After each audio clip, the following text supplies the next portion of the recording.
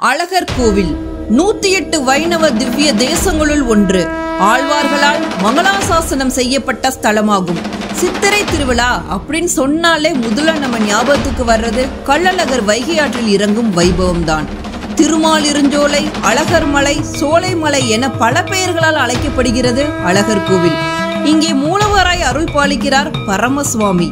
அங்கே உற்சவராக ஸ்ரீதேவி பூதேவி சமேதராக அருள் பாலிக்கிறார் கள்ளழகர். இந்த அழகரையும் மலையையும் காவல் காத்து வருபவர் 18ஆம் படி கருப்பண்ணசுவாமி. அழகர் கோவிலின் ராஜகோபுர கதவு வருடம் முழுவதும் அடைக்கப்பட்டிருக்கும். வருடத்தின் ஒரு நாள் மட்டுமே அந்த கதவு திறக்கப்படும். இன்னைக்கு இந்த வீடியோல அழகர் கோவிலின் திறக்காத கதவுகளும் அதற்கு பின்னால் இருக்கும் கதைகளையும் பற்றியும் தான் பார்க்க போகிறோம்.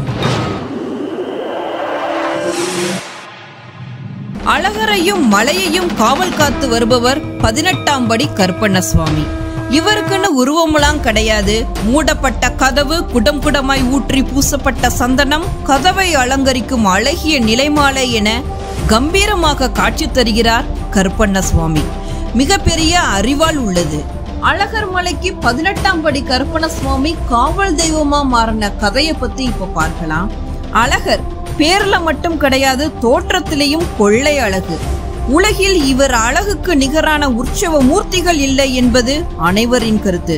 அதனால்தான் அதை கவர்ந்து போக நினைத்தான் மலையாள தேசத்தை சேர்ந்த மன்னன் ஒருவன். வளமிக்க கேரள தேசத்தை ஆட்சி செய்து வந்த அரசன் ஒருவன் ஒருமுறை பாண்டிய நாட்டில் உள்ள திருமாலிருஞ்சோலை என்னும் திவ்ய தேசமான அழகர் கோவில் வந்தான். பள்ளி கொண்ட அழகே உருவான கள்ளழகரை தரிசித்தான். அழகரின் அழகை கண்ட அந்த அரசன் அதை உருவேற்றி சக்தியேற்றி தம் தேசமான கேரளாவுக்கு கொண்டு செல்ல திட்டம் தீட்டினான்.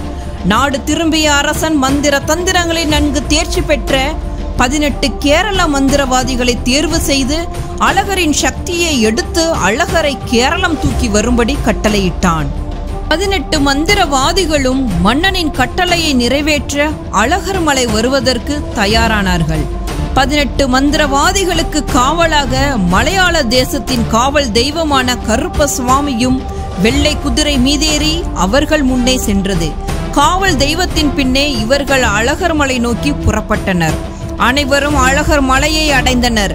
அழகர் மலையை அடைந்த காவல் தெய்வம் அழகரின் அழகில் மயங்கி தன்னை மறந்து நின்றது. அழகரின் அழகிய தங்க ஆபரணங்களை கண்ட 18 மந்திரவாதிகளும் தன்னுடன் வந்த காவல் தெய்வத்தை மறந்து ஆபரணங்களையும் அழகரையும் தூக்கி செல்லும் எண்ணம் கொண்டு கருவறை நோக்கி சென்றனர். 18 மந்திரவாதிகளும் அழகரை கவர்வதற்கு முன் அவரின் சக்தியை வேறு இடத்துக்கு மாற்றும் முயற்சியில் இறங்கினர். ஆலயத்துக்குள் மறைந்திருந்து மந்திரம் ஜபிக்க ஒரு மந்திர மையை பயன்படுத்தினர். அந்த மையை கண்களில் இமைகளில் பூசிக்கொள்ள அவரவர் உருவம் மறைந்துவிடும். அப்படி தந்திரமாக மறைந்திருந்து அழகரின் மூர்த்தத்தில் இருந்த சக்தியை களவாட முயன்றனர். கைவர்களின் திட்டத்தை முறியடிக்க திருவுள்ளம் கொண்ட பெருமாள் கோவில் பட்டர் ஒருவரின் கனவில் தோன்றி மந்திரவாதிகள் குறித்து எச்சரித்து மறைந்தார். பட்டர் உடனே நாட்டார்களுடன் சேர்ந்து ஒரு திட்டம் தீட்டினார். மறுநாள் காலை நிவேதனத்துக்கு வழக்கமாக செய்யும் பொங்கலில் அளவுக்கு அதிகமாக மிளகு சேர்த்து ஆலயம் முழுவதும் உருட்டி வைத்தார். பொங்கலின் வாசனையால் ஈர்க்கப்பட்ட மந்திரவாதிகள் அதை எடுத்து தின்றனர். அடுத்த கணம் அதிகமாக சேர்க்கப்பட்டிருந்த மிளகினால் உண்டான காரம் தாங்காமல் கண்ணீர் விட்டனர். கண்ணீரில் கண் இமைகளில் இட்டிருந்த மை அழிந்தது. மை அழிந்ததும் அவர்களின் மாயசக்தி மறைந்து அவர்களின் உருவமும் வெளிப்பட்டது. உடனே அங்கிருந்த நாட்டார்கள் அவர்களை பிடித்து கொன்றனர். அவர்கள் ஒவ்வொருவரையும் ஒரு படிக்கட்டில் புதைத்தனர். மந்திரவாதிகளுக்கு துணையாக வந்த அந்த காவல் தெய்வத்தையும் மந்திர சக்தியால் பிடித்து கட்டினர். அந்த தெய்வமோ அழகரின் அழகில் மயங்கி தான் இனி இங்கிருந்து அழகருக்கு காவல் செய்வதாக சொல்லியது. அதற்கு கூலியாக தினமும் அழகருக்கு செய்யப்படும் அர்த்த ஜாம நிர்மாலிய நிவேதனங்களை தனக்கு வழங்க வேண்டும் என்று கேட்டுக்கொண்டது. அதற்கு எல்லோரும் சம்மதிக்க இன்றளவும் 18ஆம் படி கருப்பாக இருந்து அழகரை பாதுகாக்கிறது. அந்த 18 மந்திரவாதிகளையும் புதைத்த அந்த 18 படிகளின் மீது நின்று காவல் தெய்வமாக காட்சி தருகிறார் 18ஆம் படி கருப்பண்ணசுவாமி.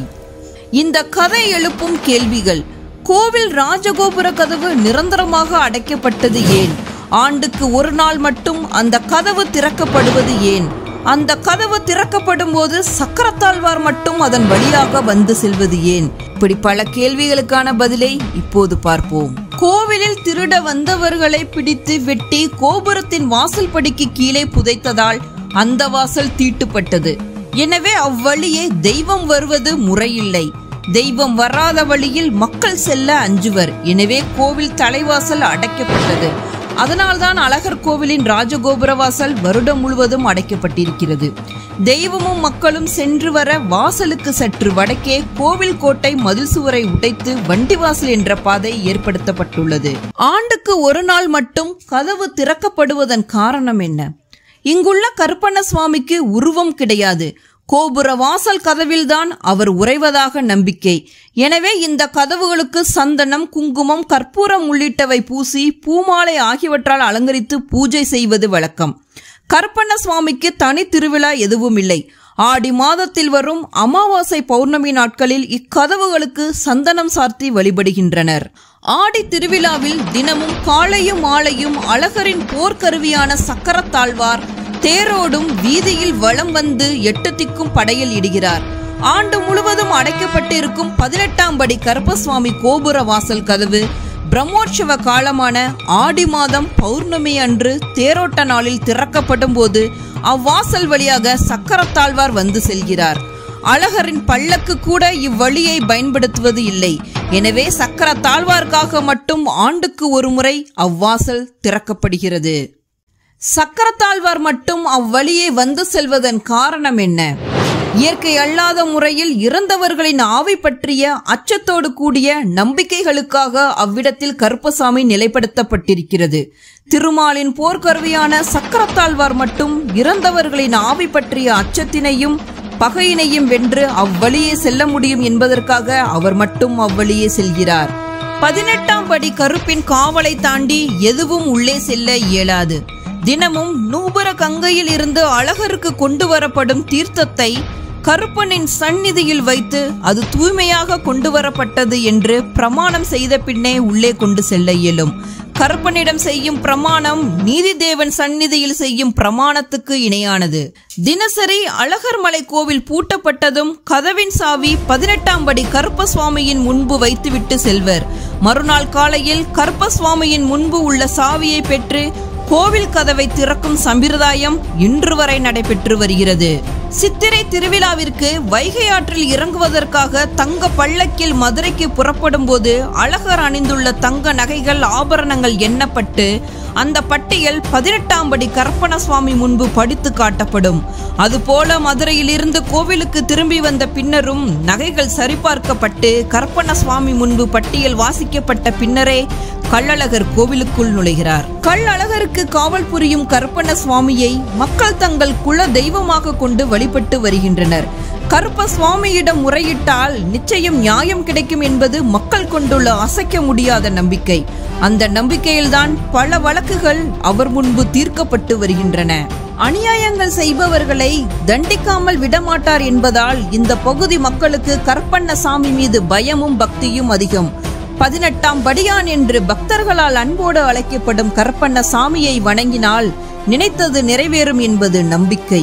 கோவில் நகைகளை காவல் தெய்வம் கருப்பசாமியை பாதுகாத்து வருகிறார் என்பது பல காலமாக தொடர்ந்து வரும் நம்பிக்கை. இதுதான் அழகர் கோவிலுக்கு 18ஆம் படி கருப்பண்ண சுவாமி காவல் தெய்வமாக மாறிய கதை. நீங்க அழகர் கோவிலுக்கு போயிருந்தீங்கன்னா உங்களோட அனுபவத்தை பத்தி கமெண்ட் செக்ஷன்ல சொல்லுங்க. இந்த வீடியோ உங்களுக்கு பிடிச்சிருந்துச்சுன்னா லைக் கமெண்ட் பண்ணுங்க. இது யூஸ்ஃபுல்லா இருந்துச்சுன்னா மற்றவங்களுக்கும் இதை ஷேர் பண்ணுங்க. நெக்ஸ்ட் ஒரு வீடியோல உங்களை மீட் பண்றேன்.